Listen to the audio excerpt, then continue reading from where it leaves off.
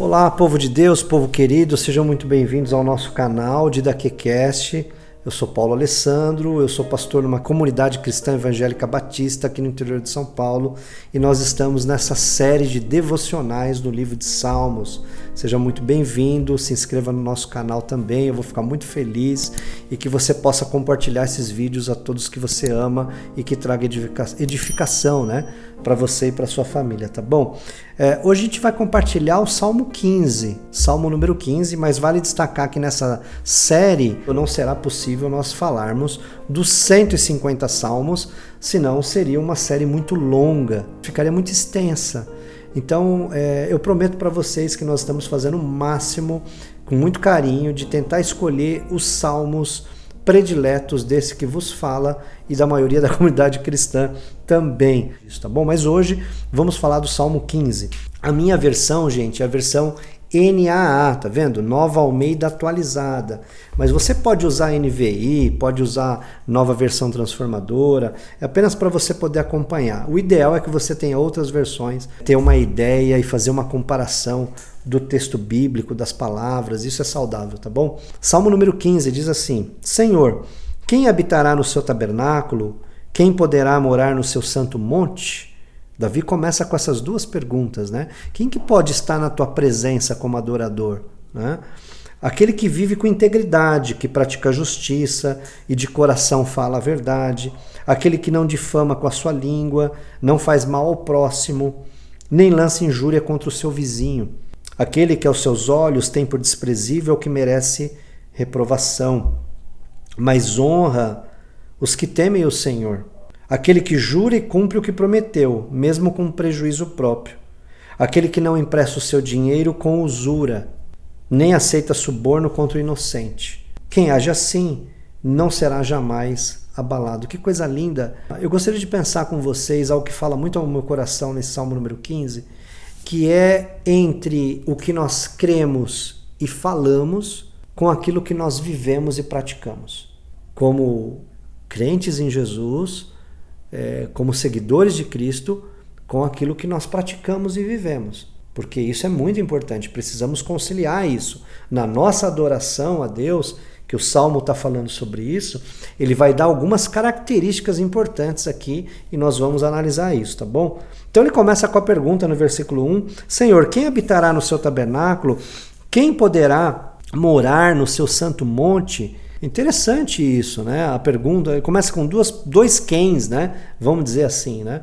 Mas antes disso também, acho que vale destacar que o Salmo 15 e o Salmo 24 têm muito em comum. Depois você dá uma olhada lá com calma. Ambos pedem para que nós nos acheguemos à presença do Senhor em seu santo monte. Então, ele está falando sobre o caráter do adorador piedoso, que ama ao Senhor e teme ao Senhor, que adora ao Senhor, mas que além disso, além de adorar e louvar e de cantar e de reconhecer toda a majestade, ele também vive isso, pratica os preceitos da palavra de Deus na sua vida de forma prática, que é a resposta que ele vai dar para a gente a partir do versículo 2. Mas ainda no versículo 1, é muito importante ressaltar também que ele fala sobre dois pontos importantes. Senhor, quem poderá habitar em teu santuário e quem pode viver em teu santo monte? As duas sentenças são claramente usadas em mútuo paralelo, vamos dizer assim.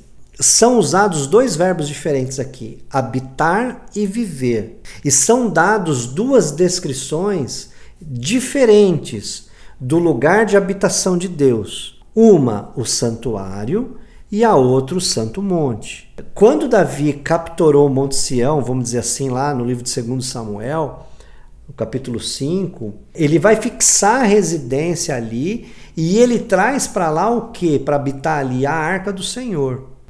Então, vamos dizer assim, essa tenda onde vinha a presença do Senhor, ela é caracterizada, e agora os adoradores desse Deus, eles estão fazendo o quê? Eles estão indagando, vamos dizer assim, quem pode permanecer na presença desse Deus.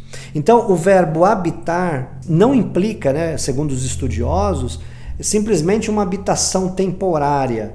E viver é o verbo usado para morar numa tenda. E aí acabou se derivando depois como nome para o tabernáculo, né? Mas uma outra coisa que é importante destacar é de que o Salmo não tem a pretensão de que a gente seja alguém perfeito e que não peque ou não tenha nenhum erro como adorador. A questão não é essa. Mas também é verdade que aquele que se aproxima do Senhor para adorá-lo precisa ser alcançado pela graça e pela misericórdia de Jesus Cristo. É óbvio também que para sermos salvos, para sermos alcançados por Cristo, nós não necessitamos das nossas boas obras ou de como nós vivemos dignamente na sociedade. Não é isso, porque qualquer coisa que a gente tentasse fazer para a nossa salvação não seria suficiente. É por isso que Cristo veio e morreu por mim e por você na cruz do Calvário. Mas também é verdade, como diz na carta de Tito, que a mesma graça que salva é a mesma graça que ensina. A mesma graça que alcança é a mesma graça que requer de nós uma transformação de vida, uma transformação de caráter, de mudança. Então, quando ele faz essa pergunta no versículo 1, um salmo de Davi, quem habitará no seu tabernáculo, quem poderá morar no seu santo monte, ele vai, a partir do versículo 2, dar uma descrição disso. Quando considerado de forma isolada, o salmo até parece sugerir, como eu mencionei, que a salvação é ligada e de algum modo ao caráter justo, aos atos. Mas não é isso. Analisando junto com o contexto mais amplo das Escrituras, você vai perceber e vai mostrar pra gente que a fé salvadora é o mesmo tipo de fé que conduz a uma vida de santidade. Em cada ponto, depois dessa primeira pergunta de Davi aqui, dessas duas perguntas, né? Os dois quens, né? Quem habitará no seu tabernáculo e quem poderá morar no seu santo monte? A partir do versículo 2 ele responde. Então quem que poderá? Em primeiro lugar, diz o texto, aquele que vive com integridade, que pratica a justiça e de coração fala a verdade. Mas primeiro a questão da integridade. O homem íntegro, a mulher íntegra diante de Deus, possui uma inteireza moral, gente. É uma pessoa equilibrada nesse sentido. É uma pessoa que tenta fazer o que é certo diante de Deus e diante dos homens. É uma pessoa que cuida para manter a sua consciência debaixo do senhorio de Cristo e da sua palavra. Um outro detalhe importante também é um cidadão que faz o que é certo e alguém que é íntegro, falando a verdade, praticando a justiça, mas fazendo isso de coração. E eu acho que isso é muito importante para os nossos dias atuais. Nós temos vivido tanto isso, né? Essa falta de verdade. O que é verdade? A gente vive um momento de relativismo grande, mas a palavra de Deus nos traz o que é certo e o que é errado, o que é a verdade. A palavra de Deus mostra pra gente como que nós devemos viver.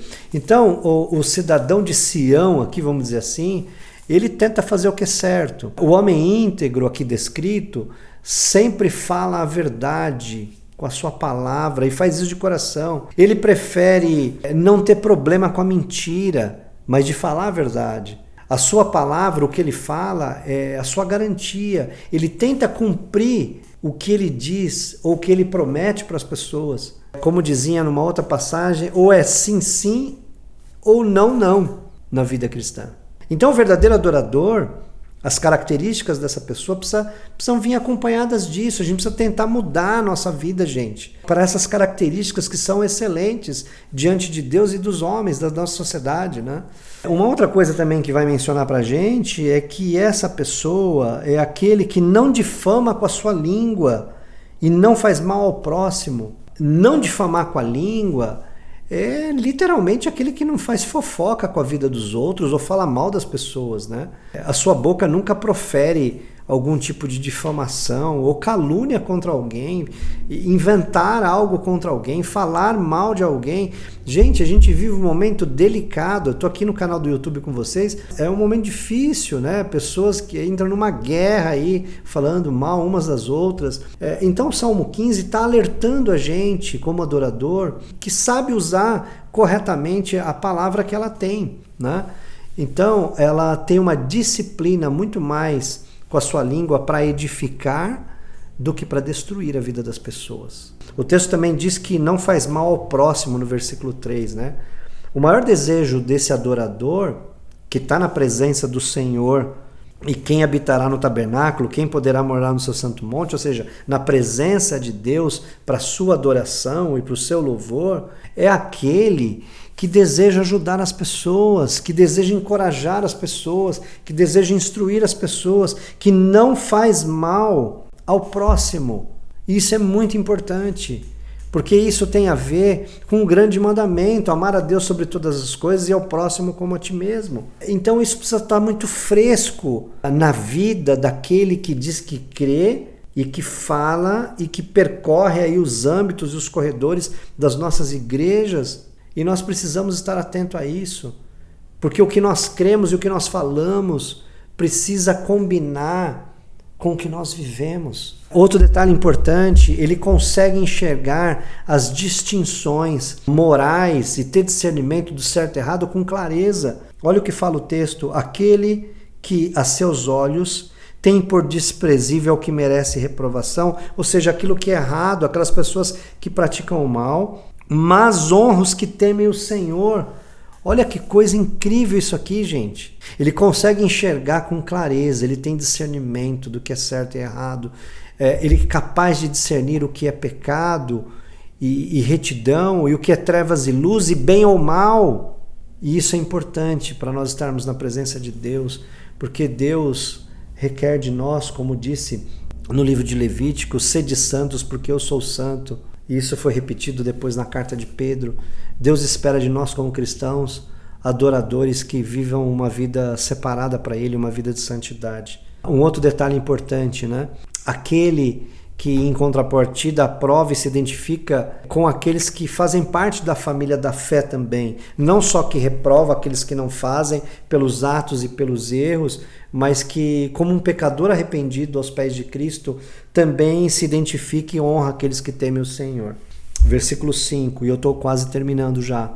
O amigo de Deus, esse que é adorador, ele não empresta o seu dinheiro com usura, está dizendo o texto. Ele não abusa para outro membro da família da fé ou fora da família da fé.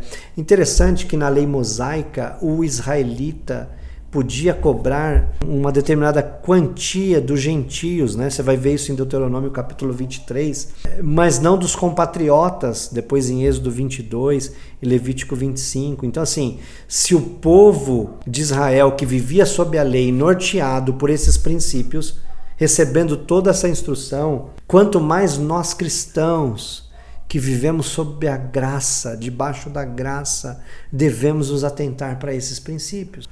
E por fim, o justo, o adorador, ele não aceita suborno contra o inocente, ele abomina essa questão da corrupção. Então por isso que ele fala no versículo 5 sobre dinheiro mesmo, né? Ele fala sobre aquele que empresta o dinheiro e abusa e explora com usura, e fala daquele que está envolvido com corrupção e aceita inclusive suborno contra o inocente. Que texto atual e belíssimo para a gente, é o Salmo 15. Eu queria terminar dizendo o seguinte, que o tipo de pessoa aqui no Salmo 15 que vive para Deus é uma pessoa que não é perfeita, é uma pessoa que reconhece as suas limitações, mas que ela tenta viver em retidão e em santidade diante do Senhor, para o seu louvor, para a sua adoração, para a sua comunhão com Deus e com a família cristã da fé. Que Deus possa te abençoar.